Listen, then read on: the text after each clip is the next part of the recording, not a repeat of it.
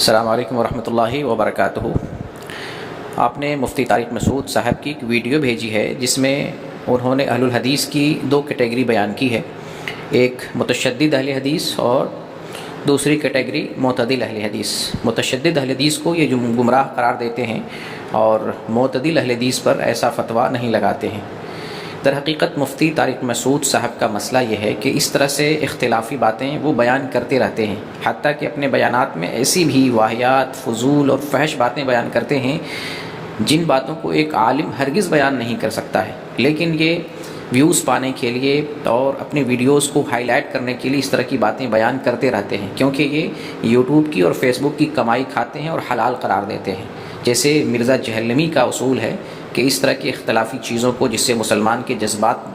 بھڑکیں اور مسلمان کے جذبات کو ٹھیس پہنچے اور ان کو ورغلا کر ان کو ٹھیس پہنچا کر اپنی ویڈیوز پر ویوز حاصل کریں اور اس کی کمائی کھائیں، یہ مفتی طارق مسعود صاحب بھی ایسا ہی کرتے ہیں۔ دونوں میں فرق یہ ہے کہ مرزا جہلمی چھپ کر کھاتا ہے، بیان نہیں کرتا ہے۔ وہ یہ کہتا ہے کہ یوٹیوب کی کمائی حرام ہے، جبکہ مخفی طور پر سینکڑوں چینل چلا رہا ہے اور اس کی کمائی کھا رہا ہے،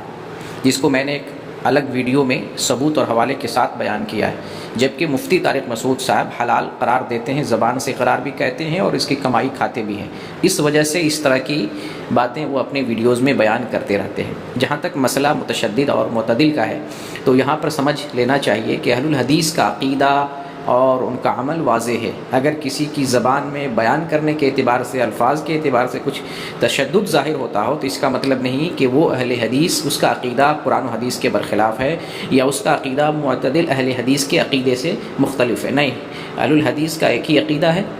جو کتاب اور سنت سے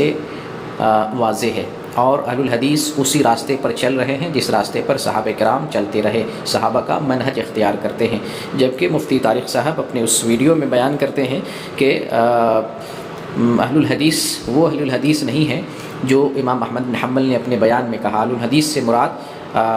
قرآن اور حدیث پر چلنے والے اور صحابہ کی تقلید کرنے والے۔ در حقیقت اہل الحدیث جو آج کے زمانے میں ہیں وہ وہی اہل حدیث ہیں جس کے بارے میں امام احمد بن حنبل نے بیان کیا ہے کہ وہ فرقہ ناجیہ میں سے ہے، وہ الگ کوئی اہل الحدیث نہیں ہے۔ کیونکہ آج کے وقت میں بھی جو اہل الحدیث ہیں وہ تقلید کرنے کے اعتبار سے اپنا انتساب امام احمد بن حنبل کی طرف یا علامہ ابن تیمیہ کی طرف یا امام ابن القیم کی طرف یا شیخ ابن باز کی طرف یا شیخ ابن عثیمین کی طرف نہیں کرتے ہیں، جیسا کہ احناف اپنا انتساب امام حنیفہ کی طرف کرتے ہیں اور بزور قوت امام ابو حنیفہ کی تقلید کرتے ہیں۔ تو در حقیقت یہ ایک نیا فرقہ ہے جو بعد میں پیدا ہوا ہے، لیکن اہل الحدیث کوئی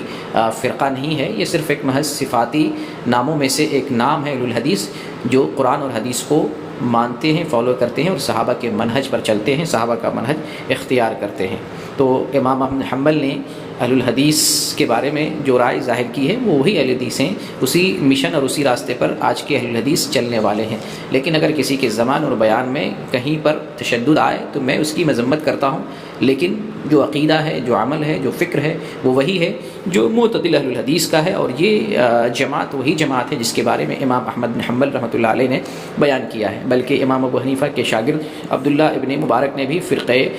ناجیہ یا طائفہ منصورہ کو اہل الحدیث قرار دیا ہے۔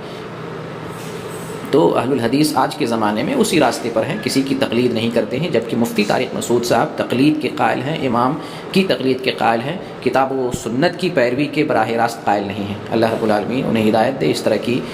فضول باتوں کو بیان کرنے سے باز رہنے کی توفیق عطا فرمائے، آمین۔